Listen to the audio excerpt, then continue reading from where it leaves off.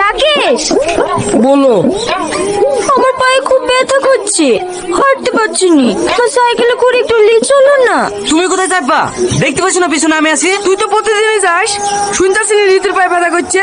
নাম নিচে নাম, তুমি উঠিও আসো। বাহ রাকেশ বাহ, সামান্য একটা মেয়ে লিখে ছোট বলে বন্ধুকে বলে গেলি। ছি ছি ছি ছি, ছি, ছি। তুই বন্ধু নামের কলঙ্ক, তুই আমার সাথে জীবনে কথা বলবি নি। হ্যাঁ, তোর সাথে কথা বুঝলেই বাকি, আর না বুঝলেই বাকি। প্ল্যান করে মনে ছেড়ে স্টোরি টানে ঠিক বুঝতে পারবি। ও সাইন, তোমার বন্ধু তোমাকে নামিয়ে দিল। আসো আমার সাইকেলে বসো, আমি তোমাকে পৌঁছে দেবো। না না, আমি ওই শালাদের মতন টাল না যে তোমাদের ফাঁদে পড়ে যাবো। আমি একাই দড়ি টেনে ধরে থাকবো, তোমরা যে কি করে যেত তাও আমি দেখছি। পিড়ি দেওয়াতে সে পিড়ি জানে, আমি কিছু বুঝিনি।